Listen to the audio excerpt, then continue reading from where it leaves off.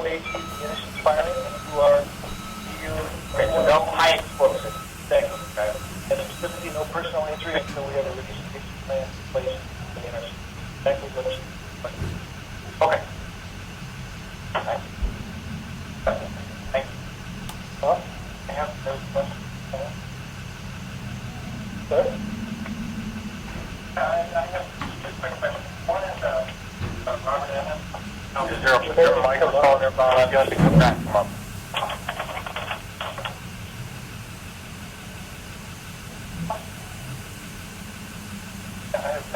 Robert Evans, Senior Health Physicist. Two questions. One of them is Fort Carson. Did you conduct a radio survey in Fort Carson?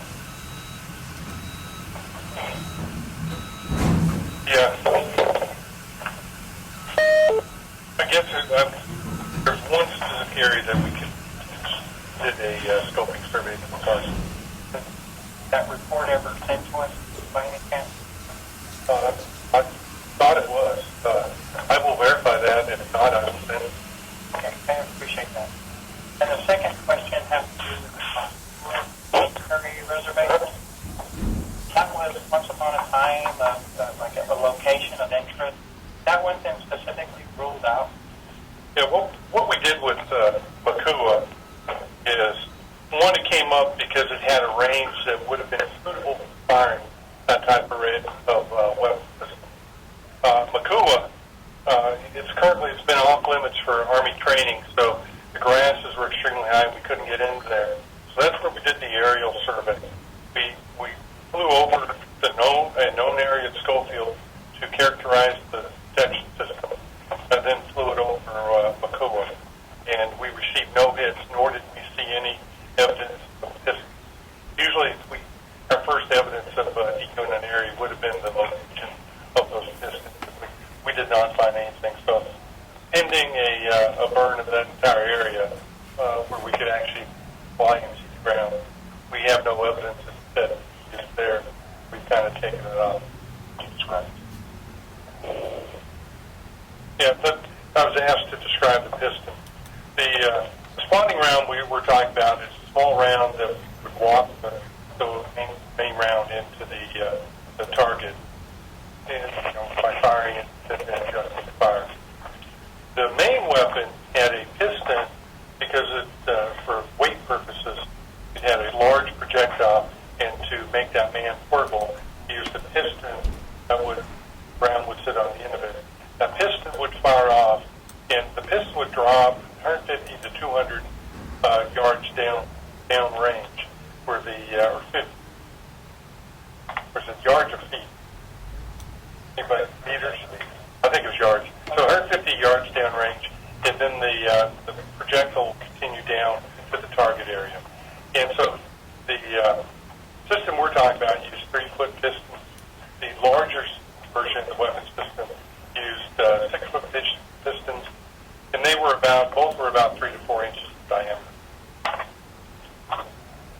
This is a follow-up clarification question. Do you plan at some point in the future to actually go in and do a burn and a characterization survey? Bring you into that. Ed Valdez here. Before Greg was with his survey, do an archive to go and decide what are the findings, what are the things do we know about the insulation? Hawaii, we identified 3 potential areas. Goa, EA, Gilbert, Zero. Findings that we found for Gilbert and buffer training period. It would make us conclude the criteria we established. Anything they said,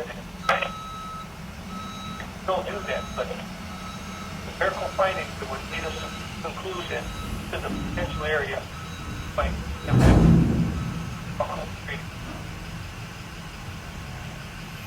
And just to clarify an earlier comment, I was reminded that we did do a report that we titled Scoping Areas for Makua and DPA, and that we couldn't get into the primary range area, but there were soil thick individual surveys done. And Greg, that's the reason that we're trying to make this site.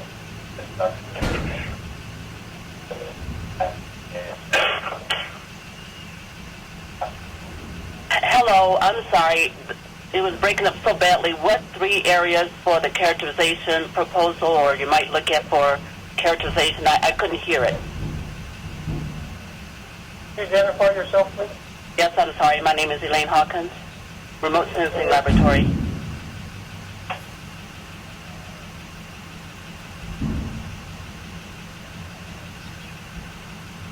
Hello?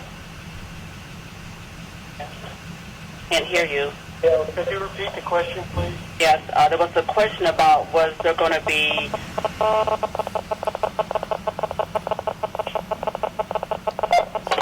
characterization survey? I think the question is associated with relocation and characterization.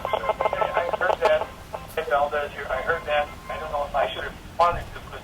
What I do is a preliminary research. By those areas that we have findings that says these are potential areas, then based on that, Dr. Cherry and Greg determine whether we're surveying. So I can't answer that. I can just say we looked at 3 areas: Makua, ETA, Schofield areas, positive findings in 2 areas, ETA and Schofield, no positive findings in 2. I can't answer the question. Are we going to additional surveys? Okay, thank you. Bob, any more questions?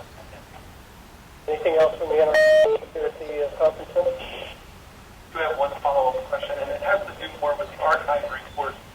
And this is Robert Summers with the Office of Enforcement. I know that initially you did an archive review of the active facilities, and then you moved to inactive. I wanted to confirm for myself that your archive review is complete, or is that still?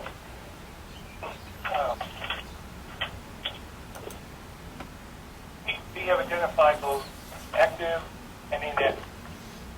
It is, when we discuss active, not only addressing IMCOM, but there's other installations like a Springfield Armory or a water. We have completed all of our IMCOM installations. Non-IMCOM installations are already in the test facility. What? Springfield, which What? that report done. Everything is done in a month, 2 months on the outside. We have 1 left that's done in.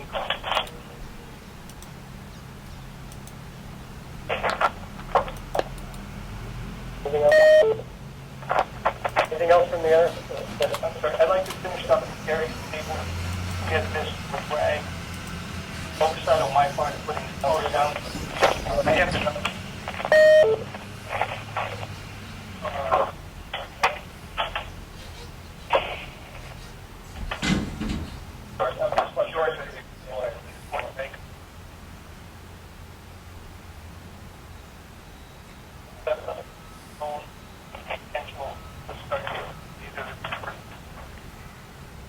Before Greg was usually unknown, still is unknown. That's all it's here. It's unknown that we're going to have. I don't want to provide that.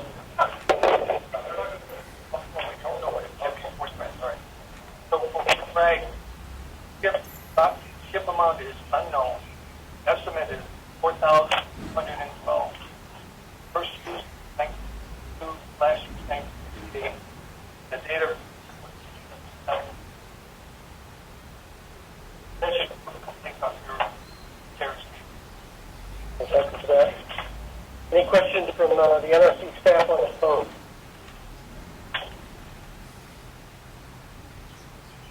Hearing none, we're going to now take a caucus where the NRC staff will go upstairs and discuss what has heard points. We expect it will take 10 to 15 minutes. If that changes, we'll send someone down and let people know. We'll go mute on the bridge line here. Following that, we'd ask any additional questions that the NRC staff has, and move closing remarks in terms of the business section.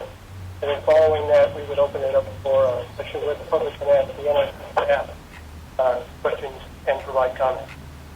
So with that, we're going to take talk.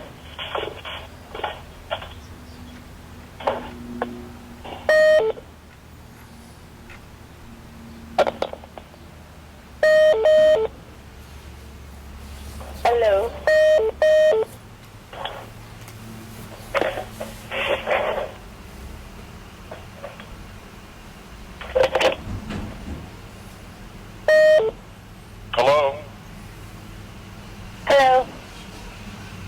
We didn't hear what you folks were going to do. Are you taking a break, you said? Yes, this is the conference center. We're going to take a caucus right now. It's likely that it could last somewhere between 10 and 15 minutes. I see. Yeah, the connection, is there any way you guys can cut down the background noise? I mean, there's buzzing, there's crackling, there's all kinds of things making it very difficult to hear what is even being said. Yeah, we'll try. Some of that is probably because we have the mic spread out, and we'll try to cut that down. The outline shows not. The outline. So there's people on cell phone.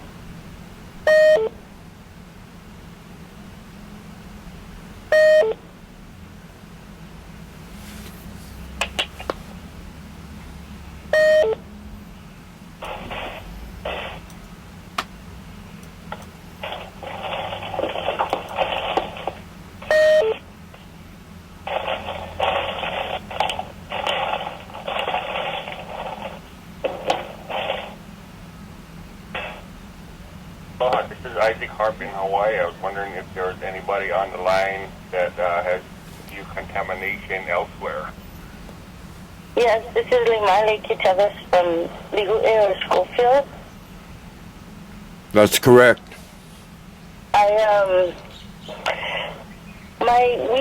We were the cultural monitors out there from about 2004 till 2006, where we testified against the Army and then was let go. But we had some major health issues that we dealt with since then, and one of the things I wanted to mention to the N.R.C. with regard to them assuring, I believe they said that part of the Kuleana was the assurance of public health and safety. And one thing we're very concerned of is since the time we felt, at first we didn't know what DE was, but when we thought that we might have been contaminated and asked to be tested, we never got tested. And my sister was pregnant, and she was actually monitoring out in the KR3 areas. Hello? Hello? Oh, I wasn't sure if that. And her baby was born with their intestines on the outside. And once we found out that that was going on while she was still pregnant, we tried to get them to test her, and that never happened, or to test all of us, actually. And also with regard to public health and safety, I've heard them speak about several things here, but one thing I don't hear them considering is we know that water is one of the pathways for contamination for DU, and there's 3 streams on Schofield Barracks. One or 2 of them may be intermittent at times, but they all converge, come together, and they go down to Kaukunahua. And in that area, when you go down Kaukunahua, there's a lot of agriculture areas down there, where they plant kalo and other items, but I'm not sure what they are. But kalo is a major, in that area. So when I think of what they're talking about, I understand that when they go on now, everybody's being tested. But the truth is also, I'm a burial council member for that side of the island, and we were able to go on. And surely they did test us, when we went on, when we went in and out into those areas. But we had no proper PPE or anything like that, and I listened to this, and I just think, for me, the Army has I don't think they uphold their responsibility as up to them. And from how I understand it, they didn't just upfront come out and say that they had the U. It was actually Kyle Katsuhiro. Are you still here? Kyle? Hello? Who are you talking to? Is Kyle Katsuhiro here? Oh, my name is Soli Niel. Oh, aloha, Uncle. Hey, aloha, Uncle. This is Pono, too. Who's this? Pono. Is Uncle Kyle on here? Wasn't Uncle Kyle the one who exposed them? Yes, it was. It wasn't that the Army was honest about it. They were questioned about it, and they're hiding it. And Uncle Kyle found a memo, and he leaked it to the news. Isn't that true? Yes. So I'm hearing all of this, and it's just so. Hey, hello. This is Dr. Doug Rocky. How are you? Hello. I read about you when I was studying about the. Yeah, I served as the director of the U.S. Army Depleted Uranium Project, and I am the Army officer that wrote all the Army regulations, all the training, and all the medical directives. So, I mean, one thing that I'm totally concerned about as I listen to this conference is thorough non-compliance with all of those existing Army regulations and medical directives. Ayo. The other thing I'm totally concerned with is the training. The training is that there are three tiers of training, about 120 hours of training before you can even get involved with DU whatsoever. And again, I'm the officer that wrote that, and all I have heard over and over again is complete disregard for all of that. So I have extraordinary concerns. Wow. I mean, the other thing too that we have to come back onto, when I was given the direct order by General Norman Schwarzkopf to clean up all the depleted uranium mess, the Army had no provisions or protocols or anything in place for it. And I was given a direct order, and this is called the Los Alamos Memorandum, and people in Hawaii, everybody has seen this, and the Army is aware of it. This is the thing that I'm concerned with. The Department of Energy is aware of it also, and they totally disregard it. And the Los Alamos Memorandum was written on March 1st of 1991. And I was given it by General Tommy Franks. And it was a direct order to lie in all of our reports to sustain the use of uranium munitions and all radioactive materials while avoiding all liability for adverse health and environmental effects. And what I've seen in Hawaii from all the documentation and discussion, that is exactly what is occurring. It is, Doctor. And also, even within my own family, aside from my sister, my husband is in his bones. He's in pain all over the place, and his skin, something's happening to it. And we keep on going to the doctors. They don't know what it is, you know. And for us, because we're never tested, that's the only thing we can think of. Because other than that, he's really healthy. Well, we have to understand the medical directive. The actual medical directive for testing for depleted uranium exposure or any radioactive exposures is from October 14th of 1993. And it requires thorough radiobioassays within 72 hours of exposure. Anything outside of 30 days post-exposure, the test requires extrapolation back to the original time, because we do know, and when I wrote the medical directive, anything outside of 30 days, all to be left in any biological sample would be detected to be less than 1/1000th of what hit the body.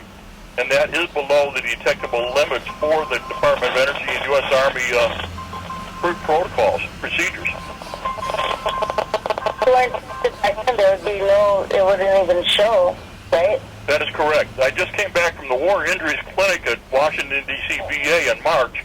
And they've been testing people and come back with negatives. And when I showed them the actual medical directive and why it was coming up negative, they stopped the test immediately. Yeah, so what would you expect? Like, I realized, too, like, for my ohana, we fought to Malama, or to take care of the sacred places out there and, you know, doing the things in accordance to Section 106 and historic preservation. And all of us that were there, we were out in different areas, and the different symptoms with my little niece who was born with her intestines on the outside. Now her go to the hospital. The one eye is wandering, and now the other one side. And other than that, she's beautiful, and it's my husband. And I know that I'm wondering that we had direct contact, and I'm wondering what's going to happen to the people who, with all the water that comes through that area, that goes down into Waialua and Wahiwa, how could that impact our community as a whole? Because they seem to be not even paying attention to that. Tremendously. What we do know now from Operation Desert Storm, we have over 50% of the individuals exposed. That's exceeding 300,000. We have over 625,000 from OIF and OEF that are exposed and have serious medical problems. We just got all the medical data back from Fallujah with the British Royal College of Surgeons. We confirmed the health effects and all of the birth effects and everything in the deaths of the Iraqi children. And we're seeing exactly the same thing at Fort Bragg, North Carolina, with the 82nd Airborne, who was in the same area. All this stuff is just turned into a total nightmare, where the U.S. Army, the Department of Defense, U.S. Air Force, U.S. Marines, and Navy are complying with the written directives to lie in all reports to sustain the use of uranium munitions while avoiding all liability. And that's the reason, as the director and as the former Army's former expert on this stuff, I told them to stop using and clean it all up and provide medical care, which is required under Army regulations. How do you get them to do? But that's only for their active personnel, right? No, it's for everybody. Because when I wrote the Army Regulations 700-48, I put in it, and General Shinseki signed off on making compliance with all local, i.e. local, state, national, and international laws, environmental laws, regulations, and medical directives. That's in the regulation. General Eric Shinseki signed on it, making it mandatory, but everybody seems to ignore it, along with the Department of Energy. And how will having a live firing impact range in an area where DU has been identified even, how would that impact the community, the water, and the land? It's totally prohibited. So why are they building, how can they move forward with the construction for the Striker Brigade transformation? What kind of munitions are they planning to use with all the billions of dollars that they're creating that area with? They can't. And the other thing, too, they had all the live fires where they burns and everything else. Live fires, even after they knew they had DU, and I know that personally because I was there. And if you listen, and I'm sure you listen well to this conversation, they're even planning more live fires upcoming in June of this year. It's totally prohibited by the Army regulations that I wrote, General Shinseki signed. So, I mean, that is the simplest thing to understand. And the health effects from this stuff, from all of us medical personnel, all of us have been, devastating. There are two of us right here listening in the conference. Another combat medic from the 82nd Airborne was listening in. He's also affected, just like I am. And we're both seeking medical care from the Army and from the Department of Veteran Affairs without any success as we speak. So, I mean, that is what they've done and what they're doing, and it was all by written directive. There were two directives, the March 1991 Los Alamos Directive and the December 1992 U.S. Army Environmental Policy Institute Directive, ordering to disavow and just totally ignore all health and environmental effects and use them without any liability. Can I get your contact information, please? Because I'm sure a lot of people on the line want to talk to you, but I have a lot of questions, and I'd like to receive some of the bulletins that you're mentioning so that I can do some research myself. Ditto. Same here. Just give out my phone number. Oh, mahalo. This is Dr. Doug Rocky, former director of the U.S. Army Depleted Uranium Project. My phone number is in Illinois. It's area code 217-643-6205. Could you please repeat one more time? Area code 217-643-6205. Mahalo. And we've been working with a lot of people out there trying to get this all done, but again, we come down and you must understand, everybody must understand, I hope the Department of Energy listens and understands this very clearly.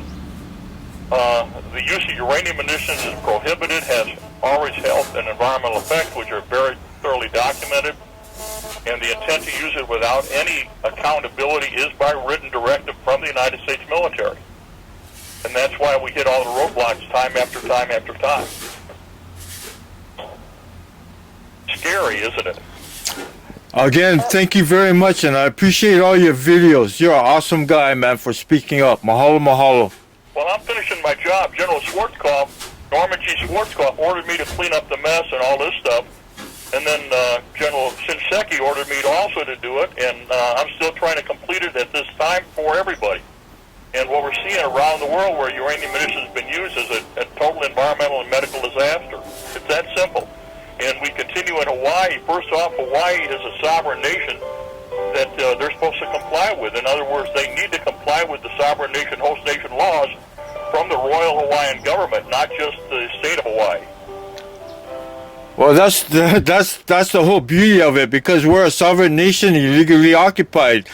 There's no treaty of annexation, so we're stuck in a. No, you're not stuck in it because they have to comply with it. It's in the Army regulation when I wrote it. And I wrote this to ensure this was all done, and they just disregard it and don't ignore that it exists. Wow. which regulation is this? Army Regulation 700-48, U.S. Army Pamphlet 700-48, and U.S. Army Technical Bulletin 9-1300-278. Those are What was that last one? Bulletin 9? Technical Bulletin 9-1300-278. Uh-huh. Make sure we write this all down.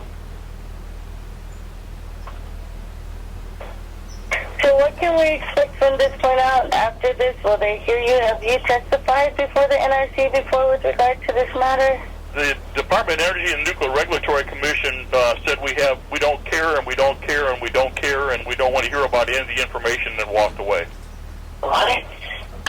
Because I tried to provide it all to them and they didn't want to know. And that was a Mr. Bob Evans. And is he here at the table? I have no idea if he is or not.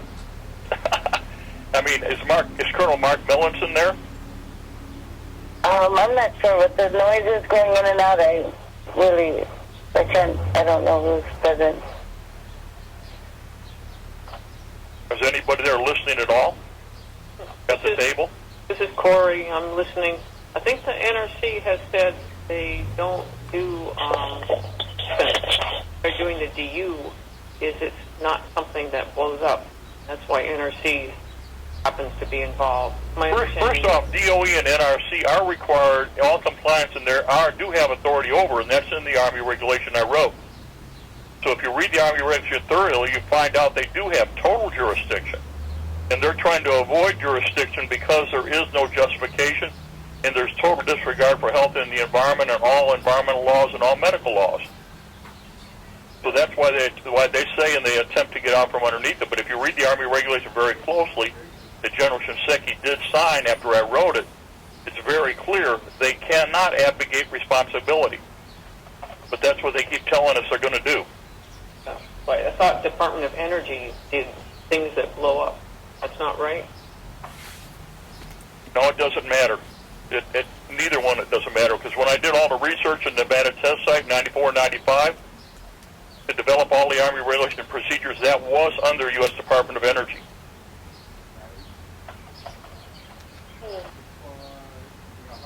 Is Dr. Pang on the line by any chance? I guess not. Dr. Pang, yeah, I know Dr. Pang. He was trying to help. He's another old Army health physicist. right.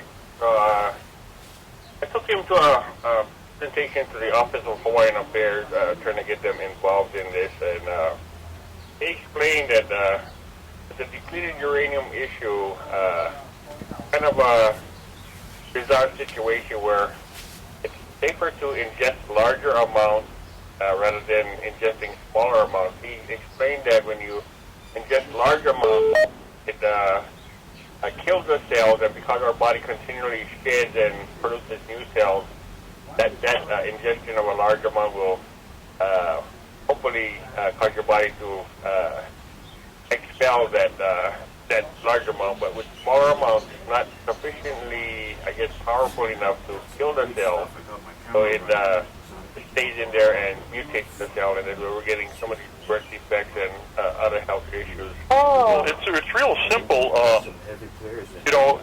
We're looking at micrograms of exposure and nanograms of exposure, an extraordinarily small amount with known health effects. When General Schwarzkopf personally assigned me and my team to do it, we were all sick within 24 hours. We've never been well since. That's over 20 years ago. And so when we're seeing it, the health effects are thoroughly documented and everything. Department of Veteran Affairs and their physician guidance directives acknowledge everything, as we're seeing thoroughly from the internal documents within the Army that I had as the project director. It's a total mess. So I don't know what else can be done or what can be done, because we have to understand the directive is to avoid all liability and lie in all written and oral reports. And that's what I've heard continuously all day. Right. Our Army intention is to only point out the minimal risk from radiation exposure, and they totally avoid the issue of chemical toxicity from ingestion. So they're avoiding all aspects of it. That was the decision that was made by Dr. Michael Kilpatrick, Dr. Bernard Rosker,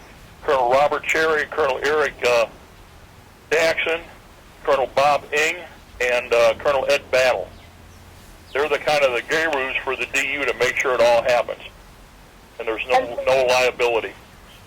They were my When there's a Davy Crockett in an area that they do a demo or a live fire on?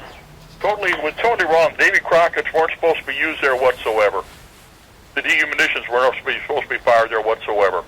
Total violation. In the makeup of the Davy Crockett, or even if it's something that's already on the land, what happens when it's exposed to fire? Will it become aerosolized? It vaporizes, and you can see the extensive contamination going all over. For a single incident, for a single DU round, the area of isolation by Army directive is 150 feet in all directions.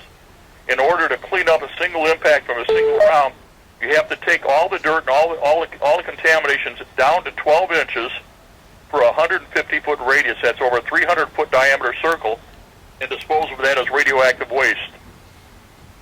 That is the Army requirement under the Army regulations. A DU spotting round as Absolutely. A DU spotting round, absolutely.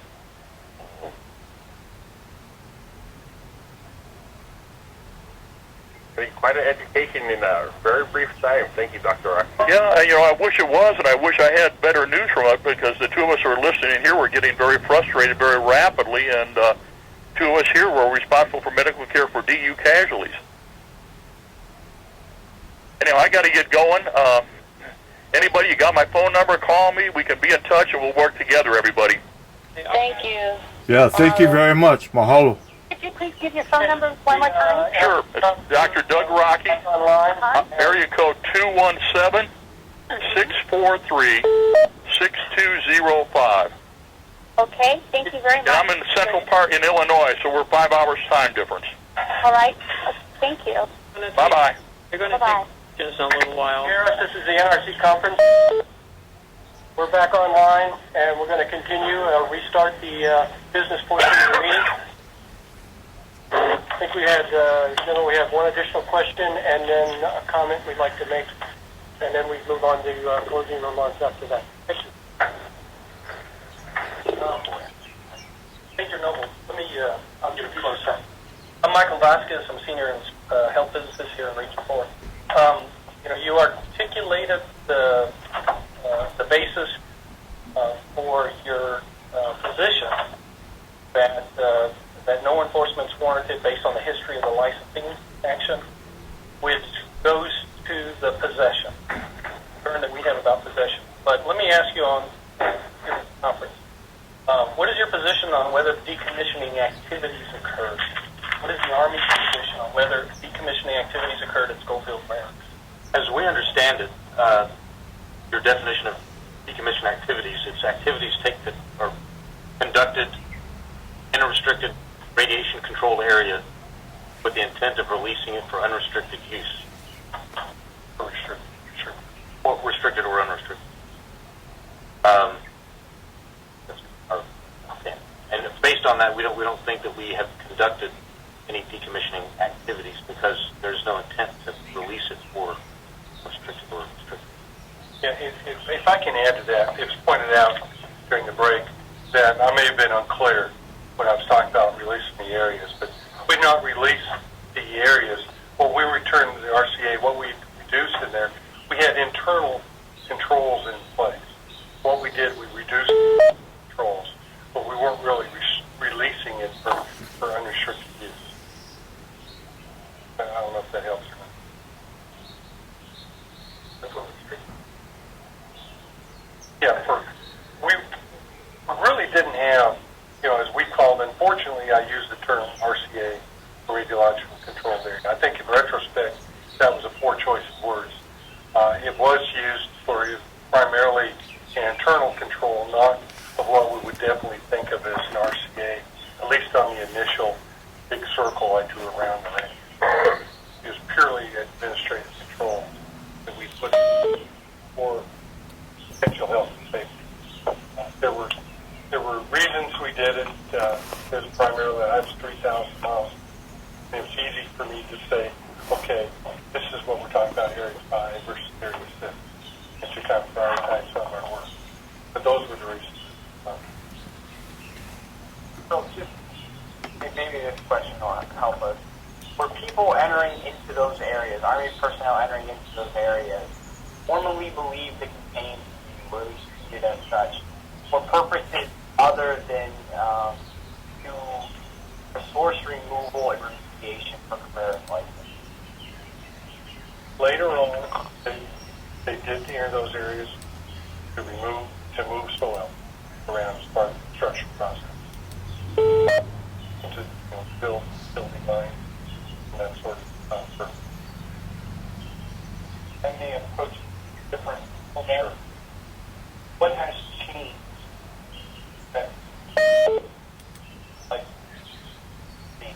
Okay.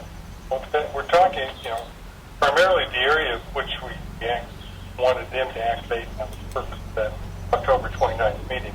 Let's talk about construction activities primarily occurring in Area 6. Area 6 is a known area TU, and we haven't been talking about that area. That area is still under full health and safety. That's what we discussed. That's what where our active their decommissioning license was actually. The other areas that we did surveys after removal, from our removal of TU, but we had no TU that we were detecting. So because you weren't detecting, you made the decision that people other than Cabrera Services can enter into these areas? With some oversight. Part of the agreement we had with the previous branch chief is if we didn't see it, there was no need to continue full health and safety controls. If there was no reason to leave it in. And that's why we did the soil sampling, say that if we could see the soil and we found DU, then we would add it back in as a RAD restricted area. But we didn't have that case. And today, we still haven't seen it from that soil sample. Did you communicate this to the N.R.C. prior to October 29th? Oh, absolutely. Absolutely, they were on site. And I was asked before, one thing, unfortunately, since I no longer have a written record of that, I would ask that you go back and talk to the previous branch chief and project manager, Rebecca Todd, and see what they knew and what they remember. You're asserting the NRC staff was present or the party contract with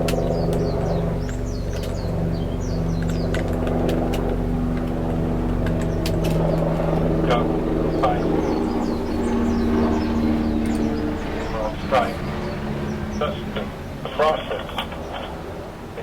That's when we wrote the radiation safety and health plan and soil sampling plan, and that was in full discussion with the process. What's that public discussion with the NRC staff, and some of that is documented in That's a good point. If you'll go back and look at the construction discussion in the public meeting that occurred in Waiwa, Hawaii, in August of 2009, I think some of that discussion happened during that.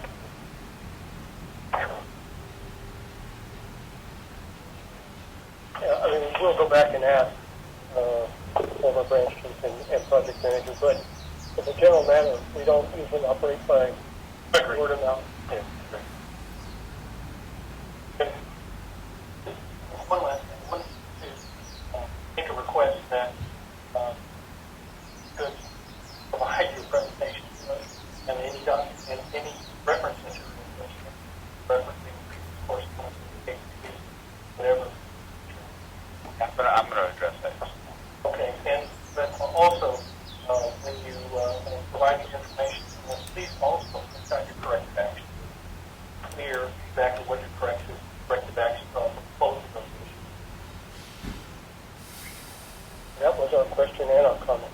Okay. The only thing I would add to it is I think we also would like, if we could get them, or make the record complete, the criteria you're using, that you define which sites might have had the data stuff. Before we get into our closing statement, we did get the record back why Bradley's pickups were done in February 10th and February 11th. Thank you.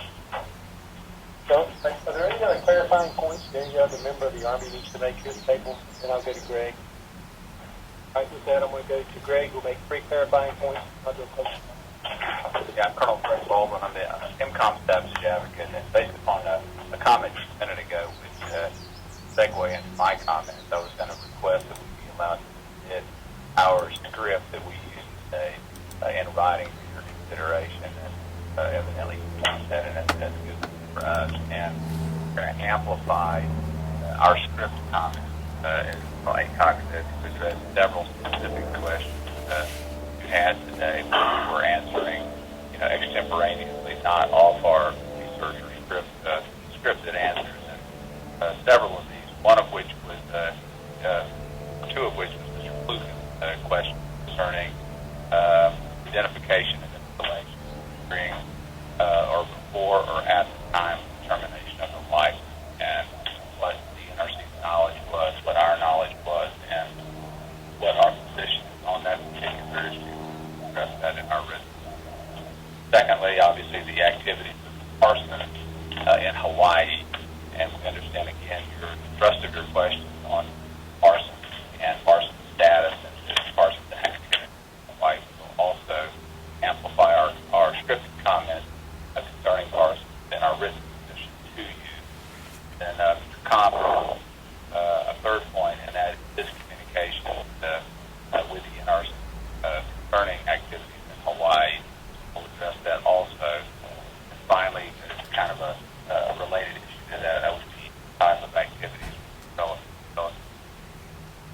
And the question and answer we just had a second ago. And we'll prepare that our written submission to you and then accordingly. I want to thank you for the time today. If I could add one thing, and it's a part of, because this I think will be important to us and those people analysis. If you could add as part of your analysis for whether this was a health and safety, and whether in 1978 N.R.C. authorized by its own regulations to remove your license given out of meaning, could the N.R.C. even allow you to own or possess this material in such quantity without a license under its regulations at that time? I mean, that's essentially what the Army Commission. So if you can include that, because that seems a necessary element of your argument, I would appreciate that for our understanding. Absolutely. We'll include that. And what I'd like to see is particularly Major Noble made a couple of references to 1961 documents. You can include those. I will include all of my reference material as. We'll include that, Paul, as an attachment to script and the comments and the amplification of those as included. Those things I quoted, and I quoted quite a few things, are from specific documents I have. Thank you. And just kind of put you on the spot. Is there any the timing of your submittal? When you'll get this to us? Probably in fairly short order. Do you have a specific time period you're looking at? Well, it's going to be, we're going to depend on that to move up to enforcement action. Okay. We'd like to do that in the next month. Sure. Well, that's eminently doable on our side. And if there is any other document that you're looking for, please let us know what it is that you're specifically looking for. And we'll do our very best to archive searches to find it. Anything that you heard referenced today, we already have, unless it was verbal conversation or something that was in an email that we know on. We're even going to try to search for the email, try to find the recipient of the emails and find a way to get that information to you. It's clear that it's important that we do that. Any other questions? Thank you very much. We believe the Army has demonstrated our compliance and intent to ensure future compliance with AEC and N.R.C. guidance. You've shown this through a 50-year historical document search, detailed responses to N.R.C. questions, proactive efforts to apply for licensing under current conditions, in addition to full disclosure, self-reporting, and cooperation with AEC and N.R.C. All this was made possible by and work on these installations for those who support them. Based on the fact the Army's position is no enforcement action is necessary, we appreciate the opportunity to demonstrate our stewardship as it applies to depleted uranium and our continuing full disclosure and cooperation with NRC. And as discussed with the NRC prior to the meeting, we will respond for the record in writing to questions that are submitted to the NRC are considered within the scope of the pre-decisional conference by the NRC. Thank you very much. Thank you. In terms of NRC's closing remarks, I'd just like to say that in closing the pre-decisional enforcement conference, I'll reiterate that the NRC will consider the information obtained today, making its decision. We will notify the Army INCOM by telephone and in writing when we are ready to announce our decision. As I noted, we expect to sometime in the matter of a month or two. I remind everyone that the apparent violation discussed at this conference is subject to further review and may be revised prior to any resulting enforcement action. It should also be noted that the statements or expressions of opinion made by NRC employees at this conference, or the lack thereof, are not intended to represent final agency position, agreement, or determination. With that, the business part of this conference is closed. We'll take a 5-minute recess and then open it up for public comment between the public and the NRC. Thank you all. We'll be back in 5 minutes.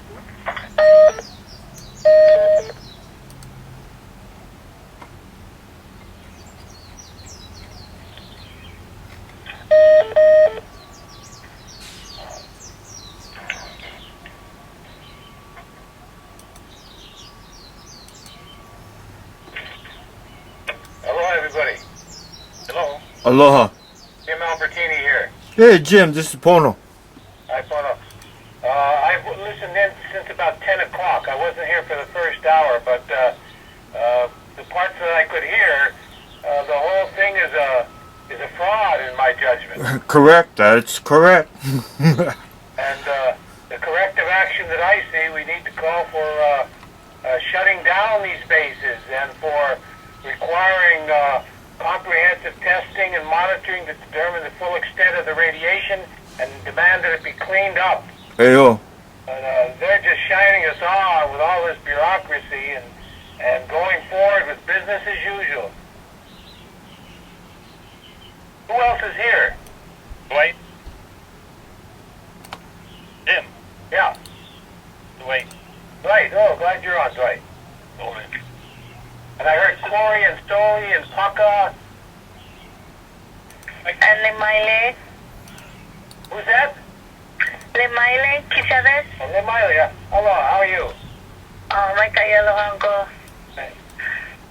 Yep, I caught call of that too, Uncle, because you remember when was it? Like in 2006, we were all lobbying for that legislation to have a bill to get them to monitor the air and the water coming off of the bases. Yeah. And the only people who refused was the Department of Defense as well as the Department of Health. And I remember talking to the deputy of the Department of Health, and he told me, well, you know, federal lands aren't my jurisdiction. And I said, well, what happens to the waters that flow off of that federal land? I'm pretty sure that falls into, or I was being sarcastic, I'm sure it flows into your jurisdiction. Yeah. We had another resolution that I drafted in the Senate and the House this year calling for this comprehensive testing and monitoring with citizen oversight to determine the extent. It didn't even get a hearing. I think my suspicion is that the military and probably Dan N.R.C said, don't let this thing get to first base. And the reason, want to know the extent, the full extent of the contamination, they forced them to shut the base down, so better that they don't even look. That's their mentality on this thing. Don't allow anything to be done. Keep the military functioning, you know. And it's at the jeopardy of our own health and safety here. Yeah, and they're going to state for national security, but how can that work if locally they're contaminating our land and our air and our water? Right. So national security trumps health and safety. It trumps sacred sites. It trumps everything in their judgment, you know. So don't do anything except keep things going on and on like it is. So amongst all of us, who do you think should talk first, or do we have different talking points we should... we only got 5 minutes, but...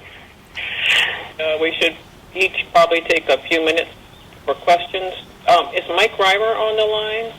You're here. Very good. Mike Reimer actually knows something about radio, PhD. So he's got good questions. So good. Yeah. Are they going to cut it off at 12?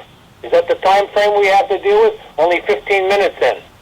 Well, maybe Isaac, since he started all this trouble, can ask them how long we have for questions, and we can all adjust our questions, accordingly.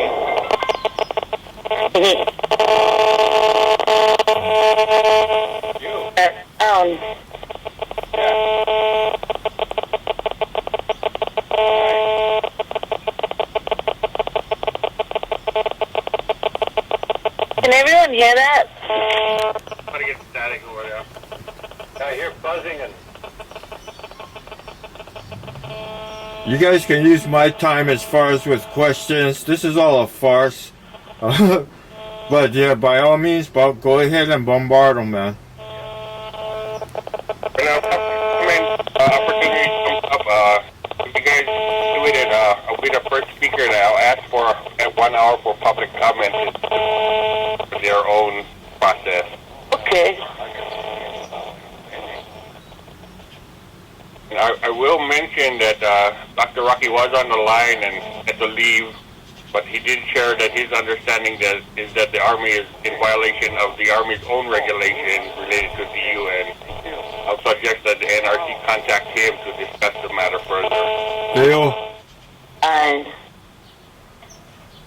He's really up to speed on the issue, and it's much more in detail than we can, I would think. I'm just concerned, and shared by Dr. Mike Reimer earlier about this turning into an archives research project rather than protecting the human health and safety from this stuff. So that's going to be the point I'm going to be pushing. Well, the good thing about, NRC is a lot of the stuff is public record, and you can go see what has been said, and you can get information from them. May not do a perfect job, but it's a nice change to actually be able to get records. Right.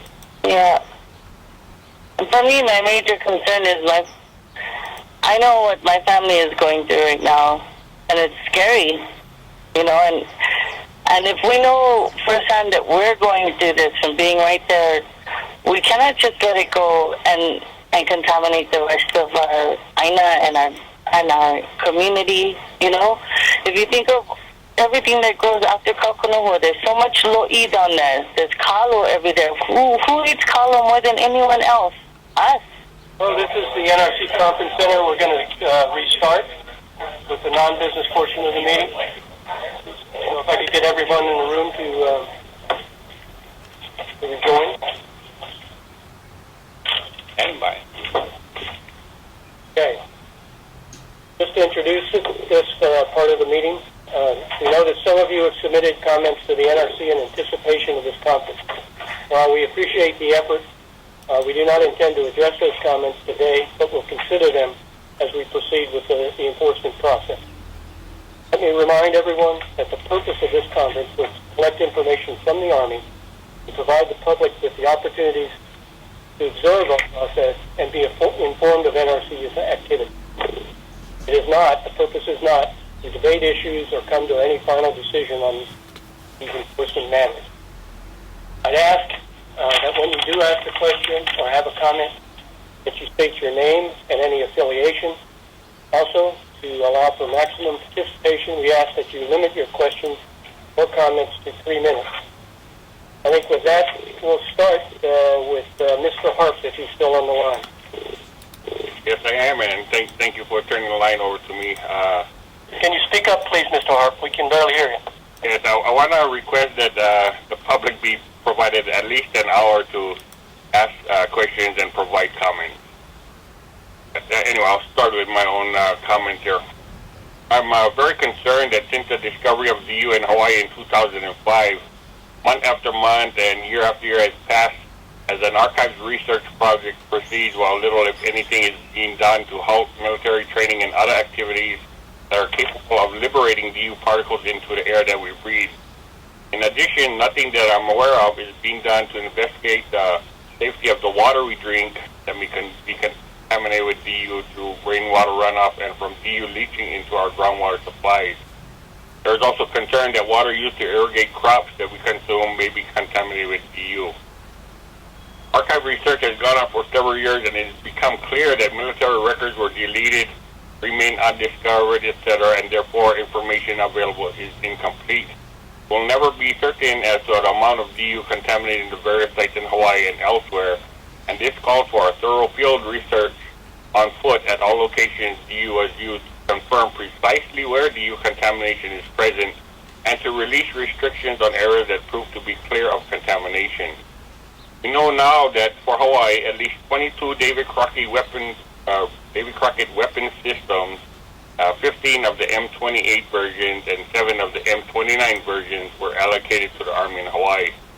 Maximum range of the M28 was approximately 1.25 miles, and the M29 was approximately 2.5 miles. And I have a question: what is the minimum number of spotting rounds required to qualify each weapon system? I heard one Army official say something like 2,000 rounds to qualify an individual system. Regarding the source material contamination in Hawaii, and this may be applicable to other areas in the U.S. as well, neither the Army nor N.R.C. has confirmed that DU use was in fact limited to those areas where the Army assumes they use DU. Nothing has been absolutely confirmed. Based on all possible David Crockett firing locations, field foot searches for DU should be extended outward in all directions, a minimum of 2.5 miles. For the NRC to allow the Army to continue live fire and other dust liberating activities based on the Army's assumptions, rather than seeking confirmation on areas of DU use, would indeed be careless. Placing the public health and safety as well as that of military personnel training at contaminated sites at unnecessary risk is unacceptable. The Army continually attempts to minimize the appearance of dangers to humans from DU by referring to radiation dangers alone, while ignoring the larger danger of chemical toxicity by ingestion. The NRC's priority does not appear to focus on the protection of human health and safety from source material that is contaminating Hawaii and the several locations in the United States. As the years pass, the NRC has not intervened while the Army continues with live fire training and other dust liberating activity in areas that have not been confirmed to not be contaminated with source materials. I believe that the NRC does have the authority to halt dust liberating activities in areas potentially contaminated with source materials, and I ask the NRC to exercise their authority to do so. There were supposedly 3 extensions to the NRC license SUB-459 granted by the NRC after the original license expired in 1964. I request a copy of the original duly authorized SUB-459 and copies of all duly authorized extensions to that license. I also request the full application form for each of the supposed extensions, so I can see for myself exactly what was provided for in those extensions. I submitted a request to the NRC on May 3rd, but I never got a response on that, so I guess I need to read those applications myself to earn the answer to my question. Sir? Yes. Did you say you submitted a request on May 3rd of this year? Yes, an email request. Email to whom? Okay. Yes. Okay, thank you. We have that. Okay. Sorry to interrupt. Dr. Doug Rocky was on the line for a while, but had to leave. But before he left, he shared with us his understanding is that the Army is in violation of the Army's own regulations related to DU. I suggest that NRC contacts Dr. Rocky to discuss this matter with him further. His phone number, which he shared with everyone on the line, is area code. Hey, Mr. Harp? Yes. If this is personally identifiable information, we'd prefer you not do it on an open line. Dr. Rocky provided that on the open line while you took your break. His area code is 217, phone number 643-6205, and he invited anyone on the line that wishes to discuss the matter with him to please call him on that number. In conclusion, I would like to say for the record that no treaty of annexation has ever existed between the U.S. and the Hawaiian Kingdom, with whom the U.S. has several binding treaties. The U.S. pretended to annex Hawaii through a U.S. congressional act that had no power or authority beyond the borders of the U.S. The so-called ballot of Hawaii statehood, pretending to make Hawaii a state of the U.S., was fatally flawed on at least 3 points. There is no question that Hawaii is not and never was a lawful part of the U.S. in any way, shape, or form, other than as a U.S. occupied territory. Gentlemen, what has already occurred with the U.S. military contaminating Hawaii, an occupied nation, with source material, chemical and biological weapons, and the widespread littering of Hawaii with UXO, is a direct violation of the international laws of occupation.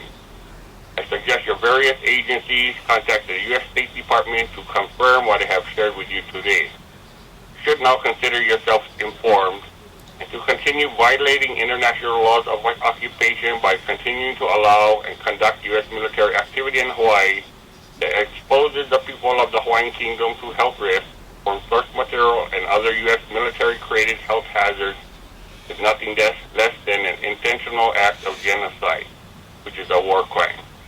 I'll end with that and say mahalo and thank you very much. Okay, thank you, Mr. Harp. I would note that we are going to end the conference at 5:30. So again, I would encourage those who want to make statements or ask questions or provide comments that they limit themselves to 3 minutes so everyone can participate. So we'll move on to Ms. Harden. Yeah. Did I hear correctly that... Pardon? Did I hear correctly that N.R.C. might issue a license before the environmental monitoring plan is done? Yes, but there would be a license condition in that license that would require the environmental monitoring plan in a short time to be submitted. Yeah, I think that's still under consideration at the NRC, and we haven't made a final determination on that yet. This is Brett Quicken. There's that information, while a possibility, is pre-decisional, given that the NRC has not made any final licensing determination. It's certainly hard. Could I ask you to? I'm sorry, but could I ask you to speak up because we can barely hear you? Sorry. I certainly hope there will be an environmental monitoring plan in place when the license is issued. That seems like the entire purpose of the license. So just for the record, please get a plan in place. Second question, at the March teleconference, they talked about putting kind of a temporary plan in place before the license was issued so they could use certain ranges. What's the status of that? Temporary. This was the undue burden letter, and the teleconference March 31, I think it was. Ms. Harden? We're going to try to respond to that. The radiation safety plan for that particular request is the same radiation safety plan that was being used for the license application. The items that were discussed during that March meeting, the written questions from the NRC should be coming out in a week or so. Okay. Written questions from NRC. Yes, on the radiation safety plan that accompanied that request. Your written questions to the Army? Yes, ma'am. Okay, I'll look for those. Same questions that were discussed during that March meeting. So it would be two formal questions from that meeting. Okay, good. Okay, also, I also sent this in email. The Army is saying they didn't know the DU was there because it was classified information. Is NRC considering having the Army and other forces that have used Hawaii ranges to search their classified and unclassified records to see what other radioactive materials they may have forgotten about? Chief McConnell, we would assume that they would check all records, all necessary records to identify where this weapon system could have been used. When I have heard the Army present about the searches of records, it's been very sketchy. I think it would be helpful to the public to get some more evidence and documentation that this research is being properly done. And I would hope that NRC would stay on top of that and get the information, because when I file a Freedom of Information Act with the Army, they don't respond. And the public doesn't have information, but NRC is very good about sharing a great deal of information. So is that something you folks are considering staying on top of? One of the reasons, this is Keith McConnell, one of the reasons we asked for the criteria for the search was to get a better idea on the scope of the search.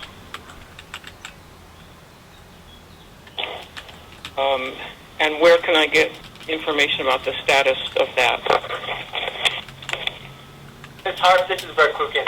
Consistent with NRC guidance on this topic, anything submitted by the Army in response to the request made today would be added to the ATOM system.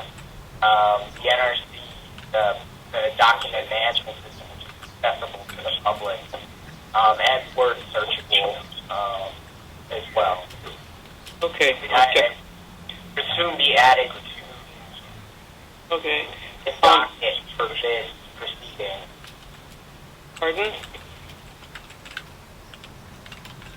I also hope that NRC will have the Army develop a plan to maintain information about classified radioactive material, since they may be handling that in the future. Let me see. And last question, does NRC agree with the Army estimate of only about 700 spotting rounds for the whole state? I've sent evidence since January 2010 about evidence for maybe 2,000 spotting rounds at Pohakaloa alone. But what is NRC's opinion about the number? This is Keith McConnell. I don't think we have any evidence to suggest other than the number that the Army has suggested. We are looking. Okay. I've sent you stuff in an email, so I hope you will look that over. And that's all I have. Yeah, we did get your email. Thank you. All right, we'll move on to Mr. Albertini, if he's still with us. Yes, I am. Jim Albertini. I'm president of a community organization, the Maluaina Center for Nonviolent Education and Action.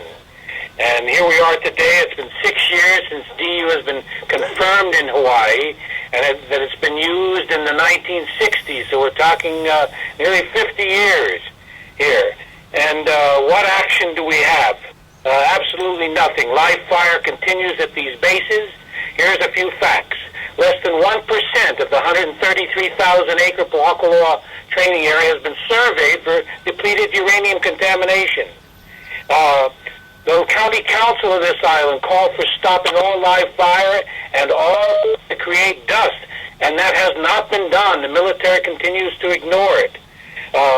We are calling, our organization, we want to see corrective action, enforcement action by the NRC. We want comprehensive, independent testing and monitoring to be done with citizen oversight led by Dr. Lorne Pang, by Dr. Mike Reimer, and other citizen representatives to assure transparency and the confidence of the community. And we want that testing and monitoring to determine the full extent of radiation contamination at Pohakaloa and other areas in Hawaii. And that independent testing should be paid for federal funds. In the meantime, we want all live fire and anything that creates dust to be stopped. And eventually we want these bases to be shut down, to be cleaned up, and returned to the lawful government of Hawaii, the independent nation of Hawaii. Okay, thank you for your statement, Mr. Albertini. Are there others on the phone that would like or that have questions or comments? Mike Reimer. Okay, go ahead, Mr. Reimer. Thank you. I just have a few comments to make. I think the first one is sort of self-explanatory. The fact that the NRC does not specifically ask for compliance does not negate the licensee from their responsibility. I make that statement in response to the Army saying that the N.R.C. never told them they had to do something. I fully understand why Schofield is getting what seems to be special treatment because they're building of the BAX construction. But I don't understand why similar efforts to find DU and to clean it up or isolate the areas cannot be done at PTA. I don't have very much confidence in the monitoring.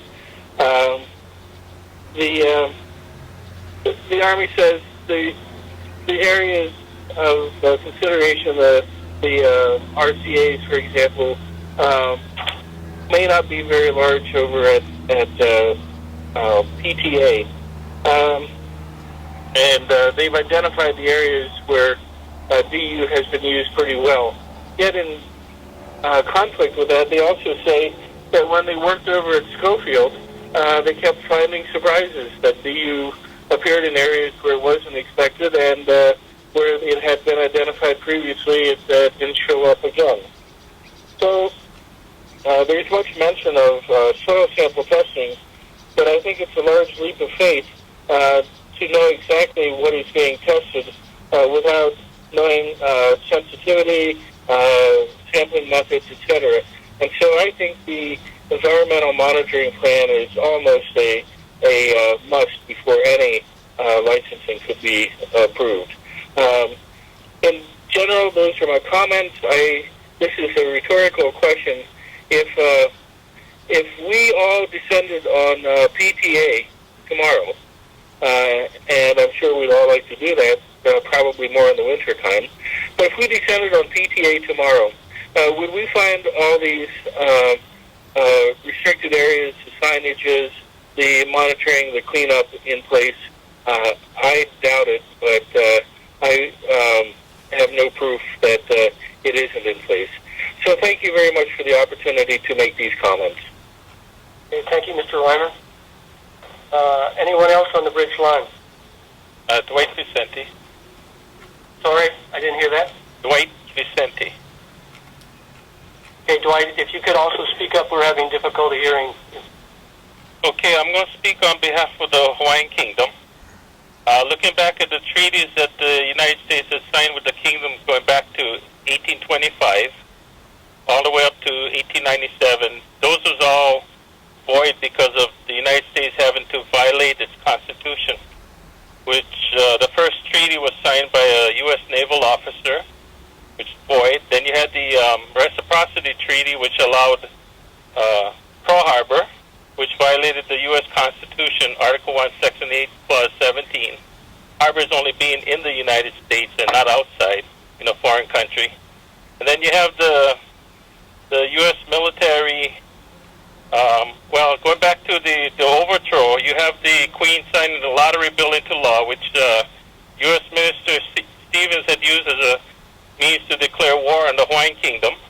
Hey, Dwight, this is Keith McConnell, and I apologize, I didn't get your last name. Vicente, V as in Victor, I-C-E-N-T-E. Okay. Can you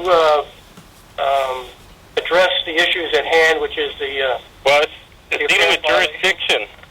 Okay.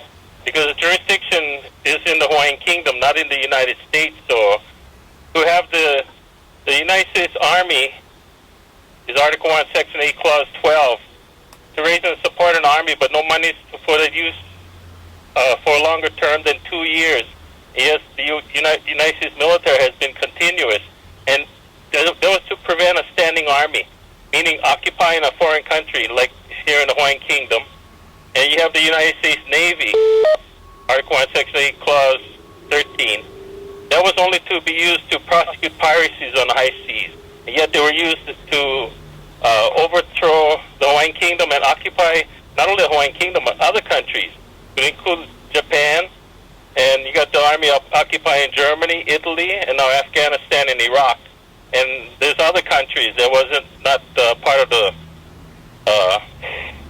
use as warfare, but they're still occupying it. And then you have the Queen's protest of January 17, 1893 against U.S. Minister Stevens that has yet to go up to the U.S. Supreme Court under original jurisdiction.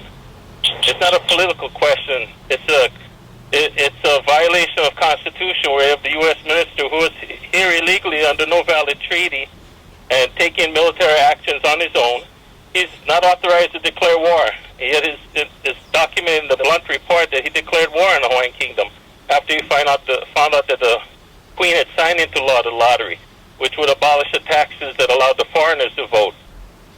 So you have all these violations going on. And the other thing is the Organic Act of 1900 and the state constitution states that they created the territory and the state of Hawaii based on the Northwest Ordinance of 1787, which has no force and effect of law. Yet it's established in the federal code, but it was used to create the state of Hawaii and the territory of Hawaii.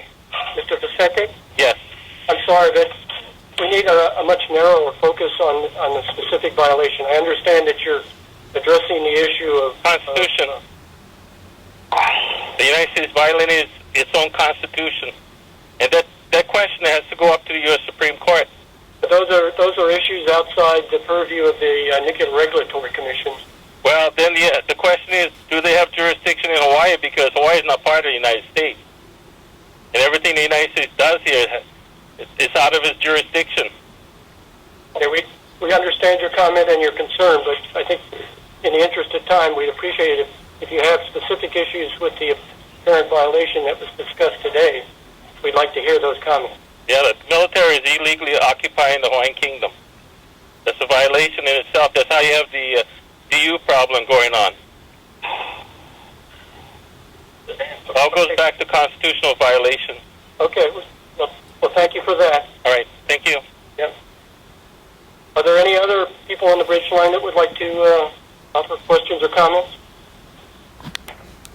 My name is Limaile Quichaves.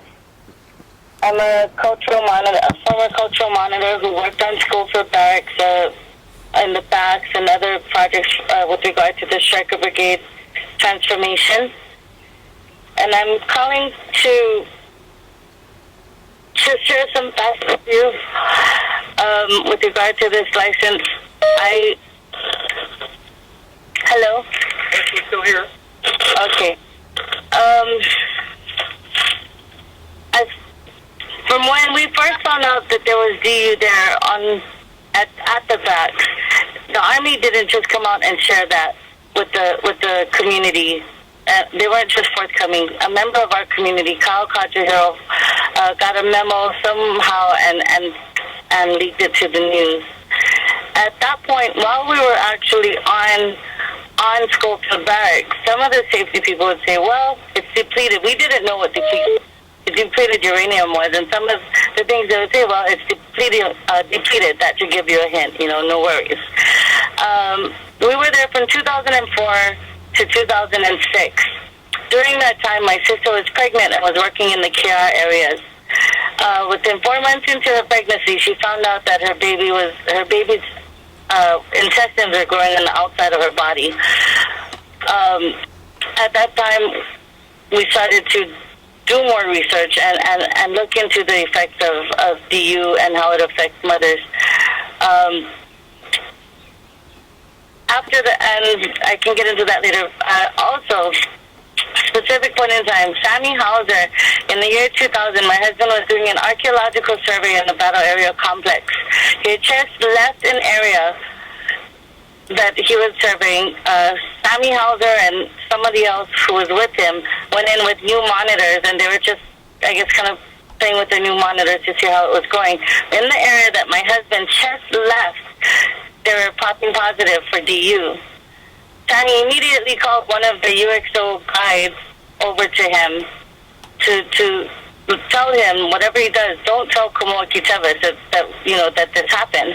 However, at that time, the other UXO person who was with them already started telling my husband, and I feel that that's dangerous. When a safety person for that range does not ensure that whoever may have potentially been exposed to DU is not told and hides that fact, now, since then, my husband has just, his health has been deteriorating. We don't know what it's from.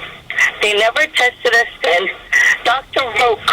Rocky, who we just spoke to right now, told us, there's a small period of time when you can test. Yeah, with the test that the Army's using right now, it would just show nothing.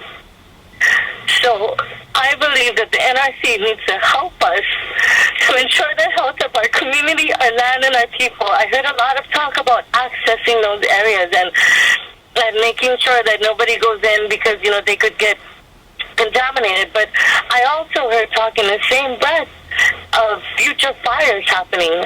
From my exposure and my experience with DU, I know that some of the main ways of pathways of contamination is when it's aerosolized or via water. There's 3 streams that are located on the lands of Lihue, which you folks call Schofield. Those 3 streams merge together to one area, to Kaukonahua. Kaukonahua is a stream that flows down towards the Wailua, Haleiwa side. Within the areas of Wailua and Haleiwa, there's lo'i right at the bottom. Lo'is are where we grow our kalo. From kalo we make poi. There's a lot of other farmers and agriculture in that area. All of these waters from Kaukonahua are flowing straight there and to the island and throughout Waiua. So how do we stop that? We have been monitoring, we lobbied for monitoring, to monitor the air and the water that flowed off of Schofield and other, as well as Pahakuloa, because and I think that's the only 2 at that time. However, the only people who opposed that was the Department of Defense as well as the Department of Health. The Department of Health stating that the federal lands are not within the jurisdiction. However, we told our mana'o as well, the waters that flows off into the community but nothing happened. We would like to ask you to really please, what we're dealing with right now is so scary, and if an epidemic could start with all of that continuous flow of all of the chemical warfare munitions, from that chemical warfare munition zone at Schofield into our community, who knows what could happen. And I cannot understand how they could do a prescribed burning in an area when they know they haven't even identified everything. And where are they doing the soil samples? Are they doing soil samples in areas that they use their air monitor to check if there was, like you can check all the places, or you could even check all of the places where there is no sign of DU, and avoid the places that have DU. So I'm going to have to interrupt. In fact, we still have people that would like to comment. But can you please think about those things? And I concur with the people who spoke before me. I really recommend that you stop everything that's happened now and help the Army, urge the Army to take responsibility by fully doing a survey of what's going on there. And everything that Jim Albertini had in his recommendation, I completely concur with. Thank you. We're sorry to hear about the health issues in your family. If you would like, you could send us an email. Okay. What's your email? I'll find it. Go ahead. I don't want to take people's time. Eaul.MICHALAK@NRC.gov. Thank you. Mahalo. Okay, thank you. Anyone else on the phone, please? Yes. Please identify yourself. Yes. My name is E.A. Olinihil. I'm sorry, we can't hear you at all. My name is Kihei Solinihil. Get it? No, we can't. Sorry. My Can you goodness. get closer to your phone? My goodness. I'll kiss my ass. I'm sorry. As an alternative, you could send us an email to the address that we just noted. Okay. Is there anyone else on the phone would like to ask a question or have a comment? Yeah, my name is Pono Kealoha. I concur with everybody else and what they have to share. This circus that you're putting us through is just another example of genocide, illegal occupation, and war on the Hawaiian people who have nothing less than aloha for the world. How hevel can you guys be? Kefaith on you. You know, I pray and I send this curse to you, your families, and their descendants. All that you have caused on us comes back tenfold on you. Mahalo. Do we have anybody else on the line that would wants to make a comment or have a question? Corey, I got one more question. On the licenses, there's 2 6-month gaps. One expired October 1964, didn't get renewed till April 65. One expired April 73, wasn't renewed till October 73. So was it legal for the Army to have the DU during those gaps? It's hard. My expectation is that, and I think what the NRC is going to do is once it documents from the Army is put a large bundle of these online, whatever we have or can find in our own archive search before she solves it, is that like under the current scheme, and this is only speculation, given that some 25 years before I was born.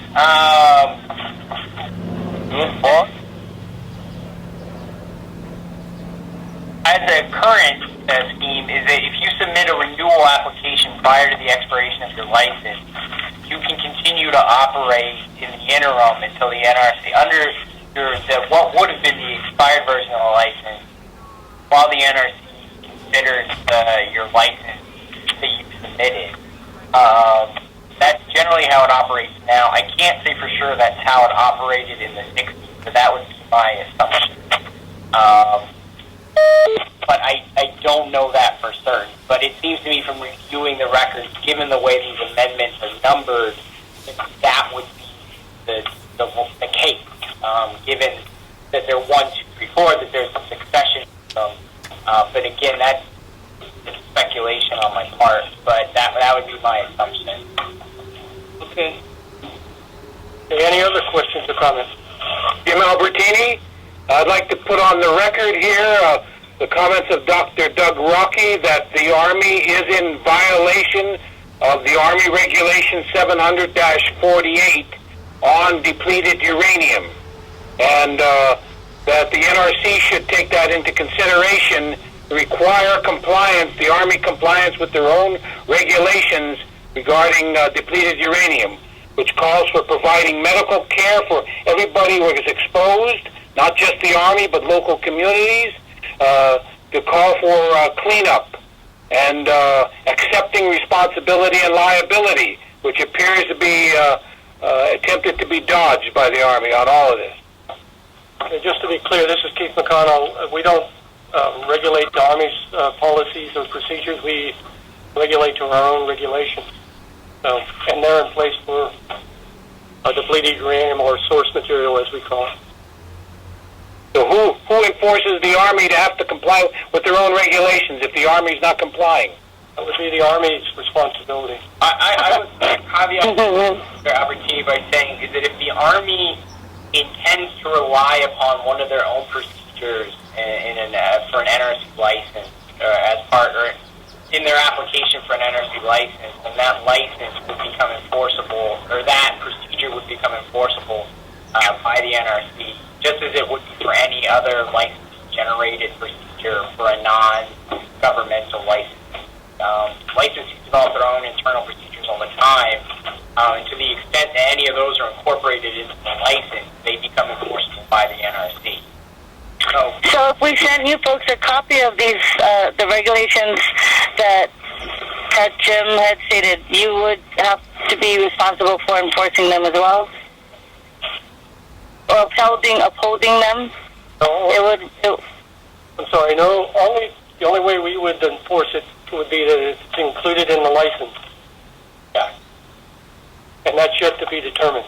And our NRC regulations, Part 40 specifically, Part 40 and Part 20, 10 CFR, or 10, Title 10 of the Code of Federal Regulations, Part 20 and Part 40, which you can find via the NRC's website, www.nrc.gov, are the operable regulations in place regarding the license application, or the ones that apply or would apply to the license. Right. Another point Dr. Rocky made was the Los Angeles Memorandum dated March 1st, 91. Now, Los Alamos is a part of the Department of Energy, as I understand it, under regulation. And that specific memorandum talks about avoiding liability for depleted uranium contamination. So I'd like that comment to be part of the record, that the NRC look at Los Alamos Memorandum 3191 that talks about avoiding liability, responsibility for depleted uranium. How can such a thing exist? Hey, if you would, we're not recording this, Mr. Albertini, so if you could put that in an email to us, if you haven't already. This is Dwayne. I have a question. Hey, we're about to run out of time, but go ahead. Okay, the jurisdiction, whether the NRC can extend to the Hawaiian Kingdom first. Second, whether the Army can be given a license that go beyond a 2-year term limitation for monies being appropriated for the Army, because it can only exist for a 2-year term only. So why are they receiving a license beyond 2 years? We can't speak to the constitutional issues in play given the limits of our jurisdiction, but I can say this, is under the Atomic Energy Act, which is the guiding statute, as amended, that Congress has written, that guides NRC structure and what it's allowed to regulate, treats the Army as a person to whom the regulations for source material apply. So if you look at the statute, and then in 10 CFR 40.3, there's a prohibition against any person possessing or using material without a license authorized by the NRC.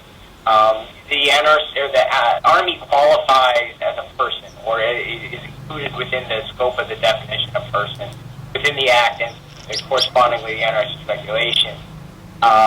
Source licenses are generally issued for, staff can correct me if I'm wrong, 10-year terms, when they're renewable at that time. You can look to 10 CFR 40.42, I think, or 10.40.40. In that area, generally the regulations would talk about when licenses end and when decommissioning is required. Okay, we have time for one last question. This is Isaac Harp. Am I to understand that this pre-decisional enforcement conference was not recorded? That's correct. They're not normally recorded. But nothing that has been said is on any sort of record. So the record we have would be the written record that the Army intends to send, and the emails and other communications that members of the public have provided to us. So anyone that had any comments or questions should also forward that in an email form to the NRC. Am I correct? Can you give the email address again? PAUL.MICHALAK@NRC.gov. That was MICHALAK? Correct. Thank you. Okay, with that, I think we're going to end the conference. I appreciate everyone that's participated. And with that, we're closed. Thank you all. Thank you. Thank you.